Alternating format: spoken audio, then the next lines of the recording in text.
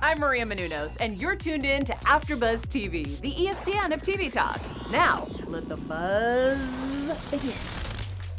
Hey, J lovers, welcome to another episode of A Podcast About JLo, where we talk about all things JLo all the time, from A to Z and her 20-year career in the entertainment industry. Before we get into it, first, I'm Russell Ray. I'm joined along today with my co-host, Ronnie. Hey, Ronnie. Hey, Russell Ray. Let's talk about JLo. Let's talk about life. Let's talk about the way things are. Yes. Obviously, we do want and request, great commentary from others. If you want to comment on our iTunes, Apple Podcasts, Spotify, or YouTube. Today we're going just the two of us, just the boys today, and our dear Fallon will be back next week. Yeah. Yes, you will. I just think it's good. I feel like you and I are very open-minded when it comes to conversations. We're very mindful as well as covering every base. Yeah. So I don't think we're the stereotypical males that omit anything. I think we kind of are very inclusive and bring everything in, including, female perspective, and because of the ways that we were raised, we're taught to be mindful of those things. I want to begin this episode with starting off, you and I have, just had a conversation, before we went live right now, about injustice and fighting for one cause, and everybody collectively, finding a lane in order to get to one movement. Now, with that being said, you left off last episode with talking about Todrick. Now, I know you were pulling things off of Twitter about what people have had to say about him over the past several months and years and over his career span.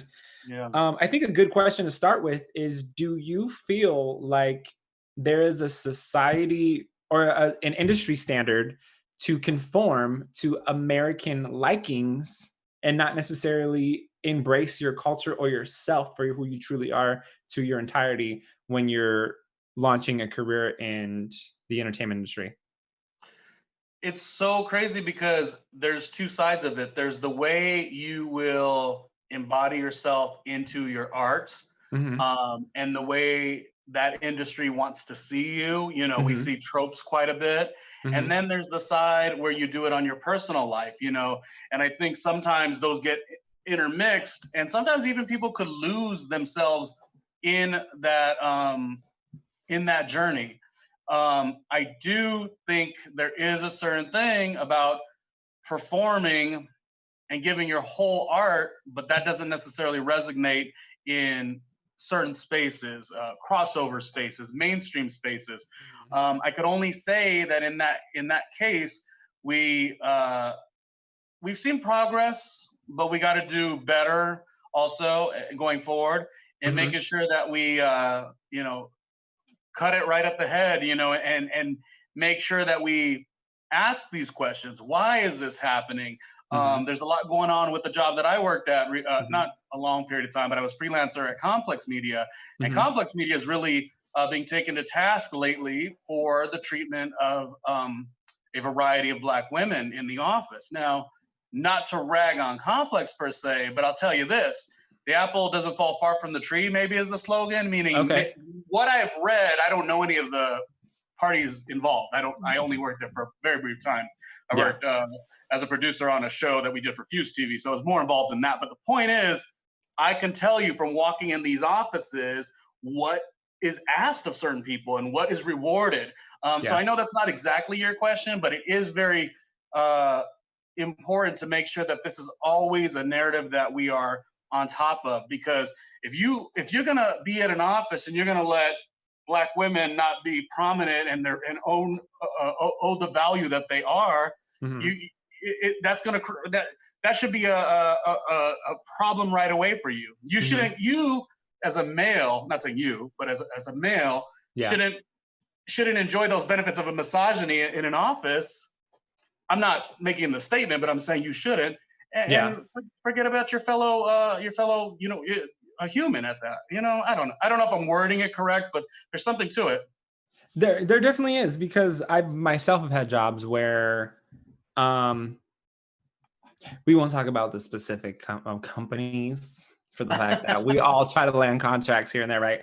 but not yet. Anyways, it's not the right I'm time. I'm calling people out. No, It's not. You know what? I will call it out. It's TMZ. It's TMZ, and TMZ. When I was hired, there's very much a typecast. If you weren't that, there's a reason why Charlie is where he's at now, because the guy before him who sat in the middle seat, who was a surfer guy, Charlie fit that description, right? I remember asking, is there any way that I can go to the pitch meeting? Because I was producing amazing content for them. I was getting them breaking stories. I interviewed Ryan Seacrest first when, you know, the American Idol story broke. I interviewed Ellen immediately after him when the American Idol story broke, because I knew she knew, and I was the first ones to be asking those questions. I interviewed Common, and his clip went viral when Kanye West first met with Trump at Trump Towers. I got them big stories, but there wasn't a position of a person of my type to be in the circle of conversation because someone didn't leave. It was very much typecasted. So you're saying like assimilation in that space was sort of necessary for progress in an office like that? Mm-hmm. Because I think it's a rough position to be in. You know, one company can be asking you to produce something and you're giving them great quality content, and then it goes into, well, you're not the exact type of person that we want on camera. And I'm like, why? You know? Yeah. Now, with that being said, I want to move on to Jennifer Lopez, Super Bowl 2020 this year. She, among her performance, she had Emmy sing Born in the USA, where there were children throughout the field in lit cages. Now, do you think that statement contributes to the Black Lives Matter movement? Because on Twitter, I've seen that Black Lives Matter movement and justice for, you know, victims of ICE and children that are dying on the border that are in cages is not the same fight to other people.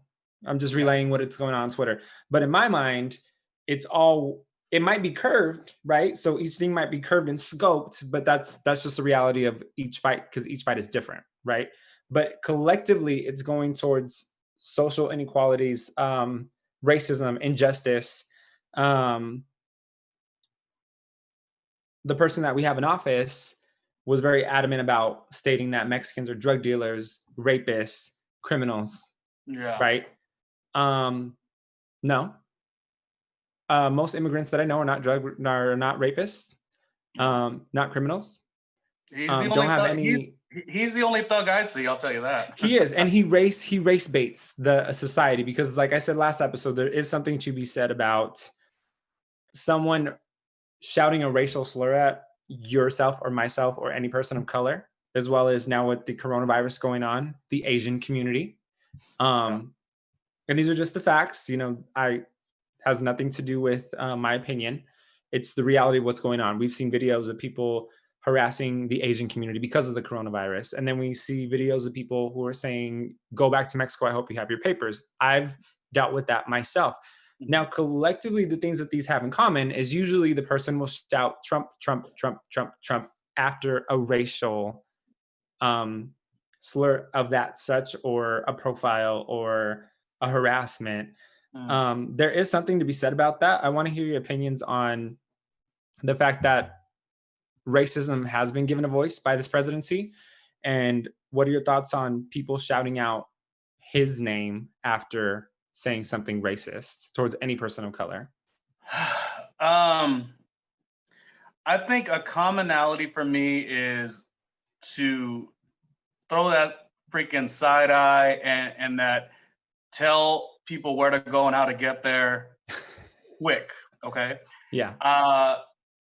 Because if you are of that ilk where you are now invigorated to create racism because you feel like your boy's in office, to me, there's there's not much difference with how I felt immediately. You see what I'm saying? Like, that's the thing about it. It's like, when it happened, it should have been disgusting to you during that summer of 2016. You didn't really need to wait till November. Should have already been disgusting. You know, I remember losing my job on the day of his inauguration. I worked in a broadcast space in a red state at the time. Best broadcaster in the state, but I did lose my job because they wanted to do a nod towards this new administration. And Ronnie, who talked about Kaepernick all day, and you know, just my likes and my interests were very liberal, and you know, always uplifting the queer community, the Black community, you know, Latinx community, Asian community.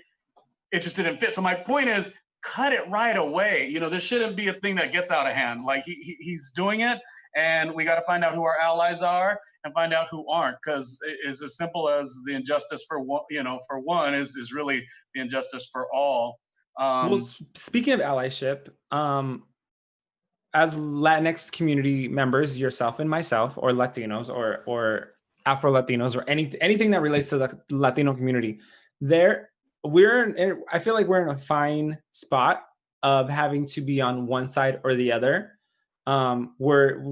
We're either not, and this is just cultural standards amongst our people, within each other, right, within our own community. It's like, you're not Latino enough, you're whitewashing yourself, right? Or you're too Latino, so now you're going to be discriminated against. With that being said, you know, collectively, a lot of Latinos are standing with the Black Lives Matter movement, but we do have a section of Latinos that are with the administration movement, who, you know, distance themselves from the Black Lives Matter movement, from the fight for Latinos that are being put into cages and on the border, and then the children that are dying. They've removed themselves from relation to that, which personally bugs me, because there is a history of oppression in the Latino community that we don't learn about, right? There was settlers that came into the Texas region, which was originally Mexico. Now, with that being said, lynch mobs would go after Latinos for not wanting to become farmers or perform like, you know, like jesters or like animals, right? Not wanting to serve them as settlers, because now this was their land, when in reality it wasn't. It was originally the Mexican community's land. You know, they were accused of crimes and you know, sexually harassing these white settlers' wives. Are all the stories true? Absolutely not. Brown University has a study on it, and there's artifacts. With that being said, there was racial inequalities, and still until this day, racial inequalities on the west side of the country, towards the Latino community. And I think it's sad that they don't know these facts, and that, you know, we are very much profiled as criminals, troublemakers, people telling us to go back to our country. Sorry to tell you, Southern California was part of Mexico at one point. So there's that. What do you feel about the Latinos who've removed themselves for the fight against racial equalities and feel like they're above that? Well, I've used the word assimilation in other conversations, and that is something you do to make your way in the world, you know, peaceful, and that's even controversial. But that's been done. That's stuff we've seen, you know, the 68 walkout. We've seen these things, you know, in order, you know, because at that time Spanish was was a primary language for a lot of the children, and the walkout was saying, give us that equal right where we can have Spanish in the classroom as well, and we're not forced to change our whole identity to overly assimilate. I don't know if that's a word. So those things are always going to be a fine line, and respectably too, because everyone has the prerogative to do what they want. But like, don't get off the mark and forget and assume that because it's not directly your fight, that it isn't going to affect you. Because if you see, it's kind of like what I mentioned with the conglomerate or the company that I was speaking about. It's like, if you see an injustice, just because it didn't affect you and you benefited from the privilege of like the way that company worked, and that company was a boys club, and so men maybe would be benefited. That's something I morally throw a side eye to, because I'm like, it's once you see that way of movement, you need to cut it, because it's possible to now go to the next divide of a community. But I think for that, it would be just mostly about what the community who understands the Black Lives Movement thoroughly to just keep on them. You know, and that doesn't mean scream at them, yell at them. I mean, that's obviously a method too, but keep on them, bring them in, you know, bring it in as a family-based thing, almost like, you know, familia, like bring it in and really paint that picture. Like, yes, we understand this doesn't affect you now, but you see, if you see hatred from the top, that hatred will spill to everybody. So let's get all hands on deck is the way to go. So I didn't realize there's that many people that are alienating themselves in that way. I didn't realize that, Russell. I mean, I guess I didn't see that part of Twitter. And I would be curious to know what their point of view is as to why they just don't want to deal with it. Is that, I mean, that's a, you know, I think in a lot of sense, they feel that they're above it, that this doesn't affect my community because either they were raised in a community where they never experienced racial segregation, so they don't believe that that's a problem for our community. I feel like I live in a relatively diverse community here. However, there was one point where multiple times where I've been stopped by police and I fit the description of a crime that happened. Yeah. You know, I feel like that's almost a catch-all. Like, oh, the reason I stopped you is because your vehicle fit the description of a 7-Eleven robbery. Yeah. Oh, really? It did. Yeah. So, you know, is the license plate number the same? Is the car the same? You know, is the kid the same? Yeah. All these questions, right? So there's that. But I feel too in the Latino community, there's those two sides again. The families that encourage conforming with societal standards and say, don't get involved because know your place, right? Why? Yeah. Why keep your head down? Because when you keep your head down and you just kind of forget about these things, that's the snowball effect of it coming back to you and revisiting, and, you know, there being issues for your children. Yeah, and it's so funny because both of us keep mentioning how, like, if it's the injustice for the one, it'll be the injustice for others later on if hate is from the top. But it should even go more than that. It should go more from, okay, you see what's happening. Do you appreciate that as a human? Like forget, take everything out of it. Like, is that what you like? Like, it shouldn't be about, like, I mean, I know I mentioned it a couple times, like, if it happens here, it could now happen to the Asian community, to the queer community, to the Latinx. I understand all that. But, like, I really think it's principally that simple. Like, if you see it and if it doesn't disgust you, then I might have to distance myself from you. You know what I'm saying? And there's different ways to lend your voice. Yes. It can be front lines. It could be with your communicative nature. It could be with where you put your verbal wallet into projects. You know, for me, I'm always looking at ways that I'm going to help the numbers of a program that is near and dear to me. Over this weekend, I watched Disclosure, which was on Netflix, giving the roughly 50 to 75 year span of the trans community. And I also watched 3 days worth of the Black Queer Town Hall with Bob the Drag Queen and Peppermint, just to know that while we're in these times, the front lines are important, cutting the people and dismissing the people who aren't in the movement and letting them know where to go and how to get there, but also lending your voice and supporting the things that we do want to see. You see what I mean? Yes. I think that's something you could do, and it's important to do because the most woke person does need to practice self-care, and I think we're all getting fatigued right now. So that's something that I've actually been actively doing. I do everything else as well, but lately that's my new thing. It's like, I want to know everything, Russell. I want to know what the last 100 years look like of California to fully understand. I want to know all of these dynamic things that have already happened and the way it was done to this community and how it's not dissimilar to this one. I guess it's a very weird way of saying just education, knowledge is power.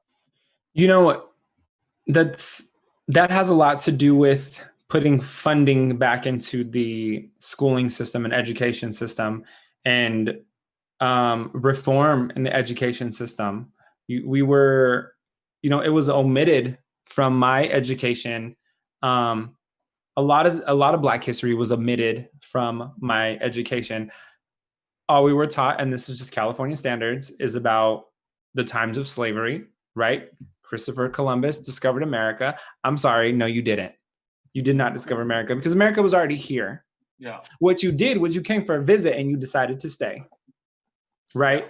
Now, what would life have been like had the people who were already settled here, the indigenous people settled in America, collectively got together and overthrew Columbus, and really just kind of fought for their land? We can only wonder about it and how times would be different. But, there's a reason why we didn't learn about Black Wall Street. There's a reason why we didn't learn about Western culture racism against Latinos and Mexicans. All those things are forms of oppression. And I think that's what really how I relate to the African American community. Were Mexicans enslaved? No. And that is a fact. Were they chased after and followed by lynch mobs and lynched by mobs? Yes. Yeah. Accused of crimes that were completely false? Yes. So it's all like these different same things. Story of trash, but it's always a different time and a different target. And it's just, I mean, to say it's enough is one thing, but like the part that we do need to remember is like, okay, we're not going to be around forever, but at the same time, like our children's children will be here. So like, what did we do in this monumental time? Like, did we step up, or did we, I mean, again, stepping up could be anything. Not everyone has to be Kendrick Sampson, not everyone is the frontline type of person, but there's a lot to be done. Like I said, make the decisions that work. If you see it, cut it at the head. We were talking off camera also, and somebody I love, it's like so simple, yet if more people did this, maybe we would get more progress in. This is more in the arts, though, in the representation of our voices, right? So like Amanda Seales walked right into the reel, and she surely walked right out when it was a situation of like, granted, all the hosts made sense visibly on camera, and the conversations and the topics and talking points made sense. But to her words, when you had nothing but white women running that show, how truthful can it be? And I understand there's compromise in art, but like, you got to call those things out. I remember being 21 years old, starting radio, and there was a series of elevators at this office that we worked in Burbank, California.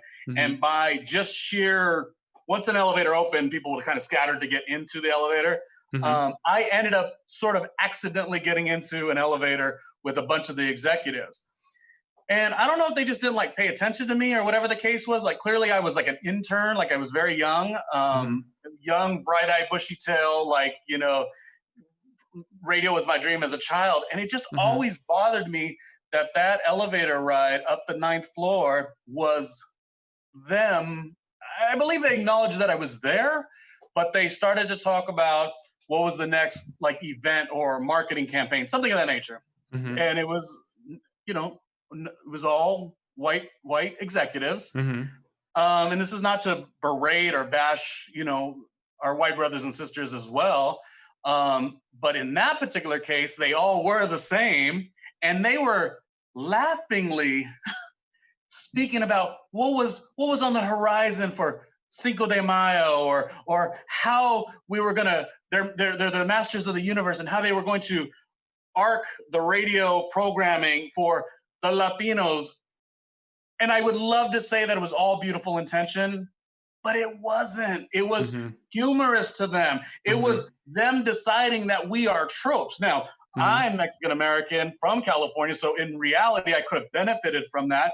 But I also am who I am, you know, and it's just, it disgusted me, and it should have always disgusted you. Like I said, that's that common thread. Whether it benefits you or could benefit you, it's like, does that make sense? And I remember saying, wow, that's really weird. Like, they really don't care as much about what's the truth.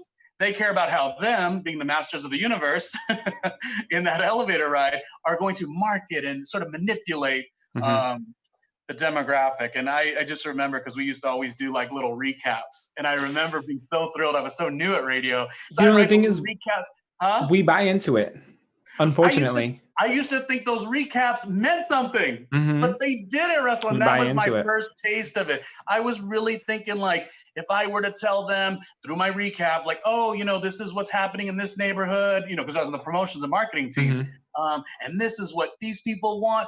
And I just realized at that moment that if the people in charge don't reflect the people that they're marketing to, hence the real, does it ever work? Does it ever work?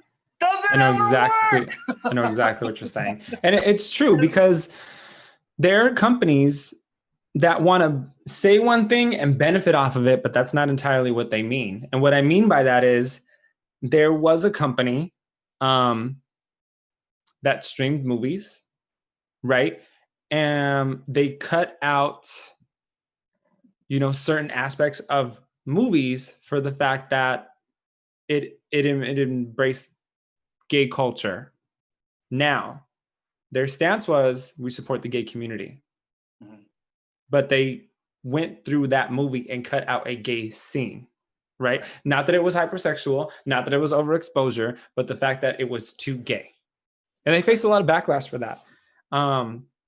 The movie I'm talking about is Rocket Man. All it was the kiss. You're saying that they took that out? They took that out, but they claim that they support, you know, the gay community and the LGBT plus community. When in reality, that just completely reversed what you said. What came out of your mouth and the actions of that streaming service, it was polar opposite. You know, you're benefiting from the gay community by saying that you could support them, so then they're contributing money to your empire, but then you're cutting them down by removing these things from their culture and actual reality of life. And, you know, does that fall on the shoulders of the LGBT community to erase or cancel culture, cancel out that streaming service? Or, you know, do we take a step back like Lizzo at Coachella and stand on the stage and say, well, we're still here and we're going to maneuver our way. You might have had that victory or that small battle, but we're going to win the war.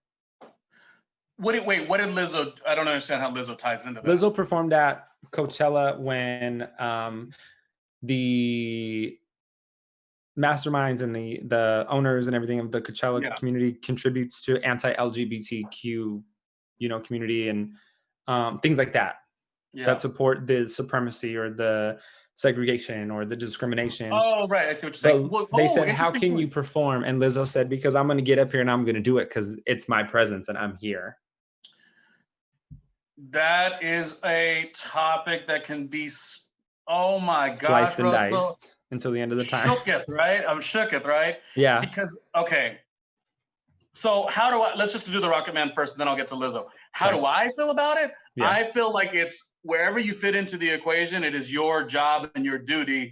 If you feel so, to like be a mouthpiece for what you think is wrong or right about it. So because Rocket Man at least was a bit more of an honest portrayal, but the commercial that was, you know, our darling Freddie Mercury's, you know, displaying what he was and what he went through, you know, in the band Queen, Bohemian Rhapsody. It's like others are going to watch the show, don't know the story, and they're just going to be like, oh, wow, Bohemian Rhapsody, so cute. And you know how many times I heard straight folks, no offense to them, they don't have the education, let's say, and that's fine, and it's all about allyship and teaching and learning. But I remember me saying I was disgusted over the movie. It was cute. It was a commercial, but a lot of people that I knew who weren't involved and knowledgeable of the story were very much like, oh, it's so crazy. Freddie Mercury, like, really, like, his true love was that woman, but like he was also gay. I'm like, that's what they sold you. That was whack. Yeah. Like, they basically erased a lot in Bohemian Rhapsody. And because Freddie Mercury's birthday is the same day as mine, I'm not for it. Yeah. And I think going into the next part of it too is these displays of whatever community it is, they keep getting spilled out in these ways. I was watching Disclosure on Netflix, as I was saying, and how many times were the trans community members just always looked at as a mental situation or something, you know, street working, which there's nothing wrong with sex workers, of course, but just it's always this negative depiction. And so for me, I think it's not the answer per se, Russell, but what I always try to do is like be present in these conversations. Yeah. When I watched the Rocket Man with Elton John, I watched it with the kissing scene. I mean, a very mild kissing scene at that. Yeah. And I remember I was in a space where it was nothing but straight folks, you know, nice allies or whatever.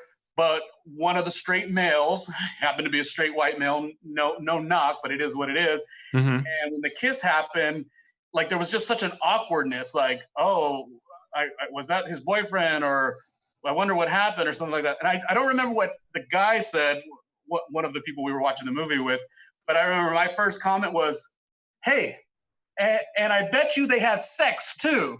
Like my point was like, you're trying to water down the lives of gay men, and that only fits your life because you've never seen it. I'm a gay male, and you can't water Ronnie down. You know what I mean? You just can't. You know what? Something to roll off of that is religion, right? So religion, many religions, because I don't want to just scope out one. Many religions teach that being gay is a bad thing, right? And there's such this focus on heterosexuality and anti-homosexuality. What if religion would have taught us that racism is not okay? You know, what if religion would have put a focus on anti-racism as much as they put on anti-homosexuality? How would the world be different? And why hasn't any religion spoken up about this? I mean, there has been religious leaders who have spoken out about this, but why is it not a concrete principle to fight against racism? Because it's very much prominent. I've noticed one specific community, and people might get upset that I'm going to say this church, but this is a reality in my society that I live in. Calvary Chapel, right here down the street, all very much Trump supporters, all very much anti-LGBTQ. You know, there was even an issue with many of those people that I have run into, that had issues with the Democratic Party. But they're very pro-Trump. They're very anti-gay rights. And imagine if that church alone, just that one, if they would have put focus on anti-racism as much as they put on anti-LGBTQ. Like a simple, like the basic human principle, right? Because that could be accepted, but everything else can't. People are forgetting that, yes, we are fighting fighting against social injustice and social inequalities and racism and inequality across the board, whether it's a indigenous person, a person of color, a Latinx person or Asian person, all being able to prosper in the workforce. But this is bigger than that. It is a movement towards pro-opponent of racism, because I don't like to really use anti-anything. You're pro-opponent because you're pro-equality. You're pro all these things, right? Yeah. We can't be anti-something and fix the problem. Mother Teresa was the first one to say that, right? She won't go to an anti-war rally, but she'll go to a peace rally, right? Because there's something to be said about that. Language, I like that. There is something to say about, because it puts you in a different space mentally. Yeah. You know, and I think the trendy thing right now for people who don't know what they're doing is just to jump on the bandwagon of fighting for a cause. But I need millennials and people of Jesus Christ, people keep bill calling me. collectors. Bill collectors. I need, my brothers and sisters of all color to realize this is a human rights issue. This is a human rights issue. At the very minimal, it's pathetic that we're asking police to respect us and asking people in society to not be racist towards us, no matter what type of person of color you are, because we're all facing issues. And what people are, this is so much to just dissect at once. What people are not realizing is that Black Lives Matter is just not a movement about Black lives. Now, do I wish that the Black Lives Matter movement or chapter in LA would have posted something about Andres Guardado? Absolutely. Because as a Latino, I'm writing in letters for justice. I'm calling, I'm sending in emails. I'm doing all these due diligences because I feel like we should all have equality. And I feel like there is a movement against, in today's society, there is a movement against people of color. And we do need to break that boundary and that standard, because it's not right. Right. And now, you are saying that, but you also are preaching unification. And the reason is because it's the same story, but different set of characters, different time. This has happened, years ago. It will happen. Hopefully will never happen again. But it's like, you have every right to say that. And that's not necessarily something to be cut down. It's to me, a bit similarly, obviously everything is different, but it's a bit similarly to the way we've seen trans women and men and non-binary folks step into the space now and say, well, obviously Black Lives Matter, but we need to make sure all of the Black lives are what we're supporting and advocating for. Don't let the trans brothers and sisters go through what they're going through. Don't let Breonna Taylor slip under the radar in another space because it doesn't feel like the same movement. They are all the same movement. Because I'll tell you what, while different, I will say that the gentleman you just spoke of, this recent issue where he's a young security guard, it's like doing his job. It's the same story. It's I won't say it's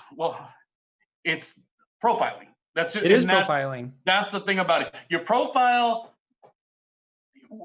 early on in the administration or in the campaign, it was, Mexicans are thugs, and it continues rapists, to be drug dealers, drug lords, all those things. And I think right now, like, aside from our advocacy and standing with the Black Lives movement, Black Lives Matter movement, it's also about like continuing to shatter that, like to be like, no, this is what we are beautiful. Like, I mean, and so it's so funny because it's all the same story. It's all the same story. It's like, and you know what? Sorry, go ahead. Continue. No. It's all what I want people to also know is that you can support Black Lives Matter and you can support Brown Pride. Right. Because it's all collective. It's all relative to the same movement. And you could even celebrate our amazing white brothers and sisters who are allies in this fight as well. Question to you: how do you feel as far as this moment of advocacy, this moment of making your voice heard, and people possibly feeling trepid about showcasing their art? Because a lot of times art is rooted in a space. I know you wrote a script rooted in possibly a darker space in your life or what you've seen. My question to you is, do you feel like it's okay to support? I guess the best example I have is, I'm not on Twitter much, but I'll tell you one show that I tweeted, and it has nothing to do with the fact that it's a Latinx show. I just love the show. They happen to be Latinx, which make it amazing, right? But Baker and the Beauty, it had its finale. In normal cases, I would have tweeted, because it really makes me feel good. I love the show. I love all the cast of characters. Lisa Vidal is on that show. Victor Razuka is on that show. Carlos Gomez is on that show. And it's a warm show, good-hearted, ABC, right at 10 p.m. on a Monday. It's just so good. And I felt like it was not in my space to really tweet about it, as a fan of the show. And then, here's the whirl. The show got canceled, Russell. Yeah. So it feels very odd to want to, I think the hashtag was, save Baker and the Beauty. And while that's just trivial, it's like, are we still in a space where we can support things that matter to us and that not be not still connected with the movement? Is it a bit of self-preservation? Is it a bit of self-care? Me loving Black Lives Matter as far as the movement and where I stand in the space and how I can lend my voice is just as important to me as supporting a show that's not only cute, warm-hearted, an amazing set of talent, who just so happen to be Latino, which, by the way, there is no primetime Latino program within the main, channel 1 through 13 or whatever. So I just wanted to know your take, just what I just said, of course, but I want to know your take on creating art, putting out art in this time. How do you feel about it? Here's the thing. We always lean to artists to remove ourselves from dark spaces or pain or wanting to be uplifted or wanting to relate. I'm not a huge fan of Lana Del Rey because I feel like her music is very depressing and it takes me to a dark space. But there's people who like that because they relate to it and they say, wow, she feels my pain and she's really a voice for me. And this fight right now is very exhausting. It's very exhausting. We're all isolated at home. There are steps to being to engaging with society again. But in reality, it's still very much dangerous. There's 2 extended family members that I have who've lost the battle to COVID. So it's still present in today's society. And my sister-in-law is a nurse. There is spiked cases. They went from having 1 nurse in the COVID unit to having more, like being understaffed because they're just overflowed now with cases. So that's that, right? So we're not only dealing with the fact that we could be possibly losing loved ones along the line, and our children are vulnerable, and our grandparents are vulnerable, and my mom has underlying health issues. She's vulnerable. My uncle has underlying health issues. He's vulnerable. So there's that. So the artist releasing things as of this point is a good thing because people are getting to the point of they're coming into dark space or they're becoming exhausted and they need a recharge in order to fight. Sometimes we need to take a step back and regroup and figure out what's a better way and tactic to fight for a cause that we really believe in, right? Because we have to navigate how to express it in the workplace and express it on our social media. That TV show getting canceled, your support for it is all relative to the movement that we're moving towards. And it's a human rights issue, but it's breaking the barriers of social injustices. And there is social injustice in the entertainment community. For 12 years, 4.5%, get this, 4.5% of speaking roles in the acting world went to Latinos. That's it. That's it. So when I wrote my script, it was very much catered to the Latino community. Now, figuring out my next steps and if it's the right time to pitch right now, that's one thing, right? But it's important to get that out there to even have the opportunity to present it to someone so that I can give fellow actors and producers and cameramen the opportunity of shooting this, which is why I eventually want my own production company so that I can hire more people of color of every race, right? We have pillars of society like Oprah Winfrey and Tyler Perry, and those are 2 huge inspirations for me. Spike Lee, I'm drawing a blank on all these names right now, right? Because they've felt the pain of being oppressed and not having enough roles for the Black community. Therefore, they stood in the space and they really fought hard to get those opportunities out to their fellow brother and sister, which is great.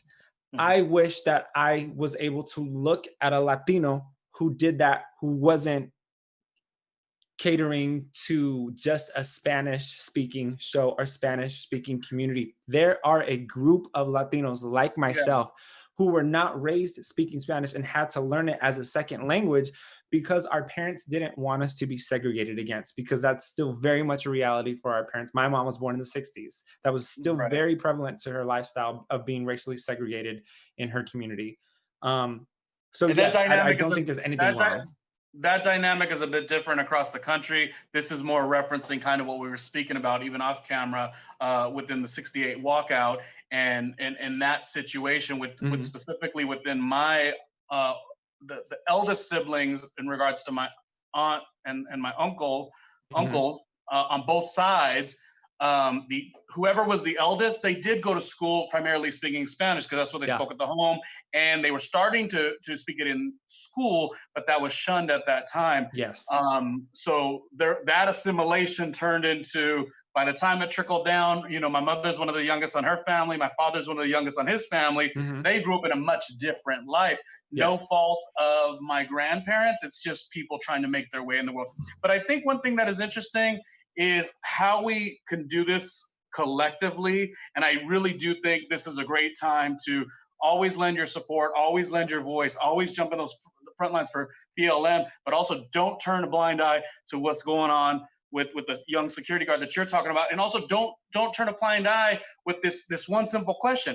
Why did Eva Longoria have 2 shows that she produced that were on network television, and one season, whether they were good, great, whatever, that's all subjective, right? Gone. Yeah. Baker and the Beauty, the cutest show. It made me feel good in these times, Russell. You got to understand. Oh, and the cast was delicious. But my question though is, so you're giving me the stat on these low percentages, but then also, is there a thing where we should also be like kind of stepping up and saying, why do the Latino shows have to prove themselves so much more? Like, you know, I don't want to use the word mediocrity, but on some other occasions, mediocrity gets to be, you know, like, oh, here goes a second season, third season, you know? There's another thing to be said about the Latino community, us being involved in it, right? We also need to change the narrative within our families, meaning we have to stop relying on our children to provide the welfare for our entire family. It is a reality for a lot of families of color. Predominantly, I feel like in the Latino community, that is a huge thing. You are guilt tripped if you want to succeed in the world, if you want to go to school to be a doctor or be a lawyer. In my case, being a broadcaster, you're leaving your family behind. How are we going to survive now? Because you want to up yourself in life and you're just going to leave us behind. That's not the case, but we're guilt tripped. That's covered in Baker and the Beauty. Yeah. That is literally covered because they are a Cuban family. But the lead who ends up meeting the celebrity gets pulled into another world, and there's a little bit of a push-pull of like, how dare you, the character's name is Daniel, how dare you, Daniel, go try to even have another dream outside of Familia. It's really fantastic. But I want those voices to be amplified too, and for us to talk about it, you know what I mean? Yeah. And there is a push and pull. You mentioned Lizzo a bit ago, and I forgot what you were mentioning until you reiterated about, you know, it's a complex situation, you know, taking some steps back, but to take many steps forward. Lizzo did that because obviously we know the intentions behind the producers, the event producers of Coachella and Stagecoach and where they stand. But yet Lizzo took that fine line and said, but I still need to make sure this, which doesn't exist in many cases, you know, she's full figure, she's proud of who she is, beautiful Black woman, talented amongst talent, amongst talent, amongst talent. She's so great. So she had to take those weird steps forward and back. And I particularly didn't know how the world was going to take, and I know we'll wrap here in a second.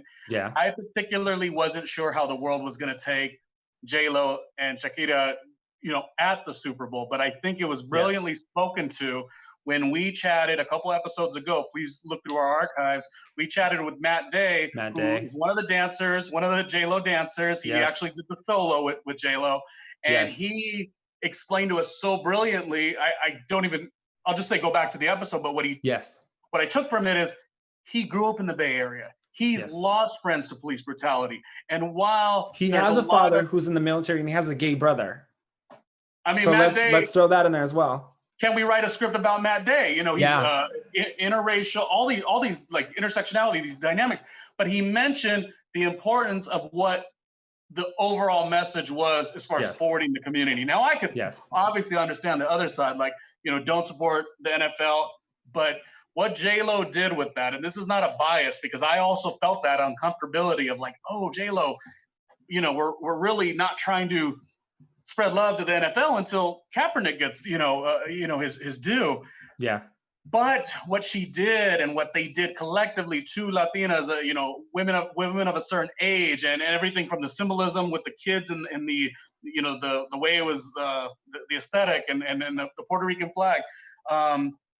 I want to make sure, just to wrap my thought, I want to make sure that we are amplifying our voices and screaming to the high heavens of BLM and the Latino movement and the queer movement and women. Don't leave women out. You can't do all these things, Russell. Yeah. Right. You can't do all of these things and then leave others out because it's collective. It is all part of the all same relative thing. So it's a hard conversation, but try to balance yourself. Try to put in that self-care, and no one's going to give you an award for throwing out 30 tweets aggressively and supporting. And while that's beautiful, but then 2 months later, you're treating people terrible in the office. You're seeing that you're in a corporation and the demographics, such as like Complex is sort of a younger, more urban demographic, but all the leadership is not that, And so once you start seeing these things, we got to all do the Amanda Seals. We all got to call it out, It's a tough conversation. So I thank you for opening the dialogue because it's tough. I want our viewers to realize that this is a space where you and I are not having biased opinions. These are real topics, and we're looking at every single perspective. There's so much pressure and so much responsibility on us to tell the entire story, right? We just can't tell one. We can just not tell the other. And yes, there may be something that we stand strongly on, but we're going to talk about all sides because this is all important. What I need our viewers to do, and this is what Jen did. She had these conversations with Max and Emmy. Have these uncomfortable conversations with your family. Look at what's going on in your own backyard, meaning your own community, your own city. Yes, stand up for Black Lives Matter movement. Yes, stand up for Brown Pride movement. Yes, stand up for human equality and trans equality and everything across the board. But it all starts in your home and in your community. If there's something going on in your community, you live there. Your family lives there. You have to deal with these things. Mm-hmm. And I can't be any more passionate about that. Have these conversations, nip everything in the butt. If nothing is acceptable, that's not acceptable. And I'm going to say that again. Nothing is acceptable. That's not acceptable. It all starts at home. With that thought, you can find me making my movements, making my phone calls. Also, find out who your local organizations are that you can call and contribute your time to, as well as write letters on behalf and write to your local senators. Also, do your research before voting because it's very important that all of us vote. You can find me at Russell Ray Silva on Instagram and russellraysilva.com, as well as Russell Ray Silva, everything all over the internet. Ronnie, where can we find you at? Real quick, just doing a quick, we didn't get to do any real JLo information, but last week she did celebrate on the 6th being 21 years old, which is amazing. There was a remix record that came out. Linda Lopez celebrated a birthday. So 8 years from getting her star on the Walk of Fame. Yeah, just giving you a little JLo stuff. Obviously, our conversations just went to a place that is something that probably JLo had to deal with in her entire career. Typecasting is such a thing. So when she did Selena, could she have done El Cantante, which I love, the Hector Lavoe story? I loved it. Mark Anthony was in it. Could she have done that immediately? And what type of typecasting would that have done for her career? Was she being too focused on assimilation and some of the more crossover movies she did? Is that right? Is that wrong? I think the reason these conversations make sense in conjunction with JLo is because she's done something and created a career that no one has seen thus far. Yes. And I just feel like such an honor to be able to talk about her and celebrate her. I will leave us with one thing on the table. Russell had quoted off camera, but we could re-bring it up, about George Lopez sort of calling to his community, has such a powerful voice. But I believe he did it in more of a negative way, which everyone has their prerogative to get people to get in action. But my question, leaving it as far as, you know, on our iTunes or the YouTube comment space, is how do we want, for the people that are missing the boat and are sleeping, how do we want our powerful advocates, you know, and our leaders, so to speak, not that George Lopez is a leader of anybody, but how do we want them to communicate? You know what I'm saying? His message is good, but does he do more, not harm, but does he do more harm than good by shunning a bunch of people? You know, is the message love when you are in an allyship role? I don't know. It's a big question. Anyway, all my stuff is randomlyronniejr.com. You go to that website, it will connect you to my YouTube channel. And a great pride that I have in the channel is that I do an interview series. So many people are making their careers flash in the pan, viral moments. But Ronnie, I like to call myself Daddy. Daddy does not do that. I am with the good intention, and I do an interview series where it's diverse, where lots of voices are being heard, and I care about people's stories. So go check it out. It's really nice. randomlyronniejr.com. And if you're in love with me, go to @randomlyrj on Instagram. I don't really check it, but you know, it is what it is. And we'll continue this conversation next week, right where we left off on. And until then, we'll buzz you guys later. Our founder, Keven Undergaro, and me, Maria Menounos, would like to thank you for tuning in to AfterBuzz TV. Remember, we're not just the first, we're the biggest in the world, and we're the only destination for all your favorite TV shows. Whatever you crave, we've got it. So go to AfterBuzzTV.com and check out our lineup. Buzz you later. The views expressed herein are those of the hosts only.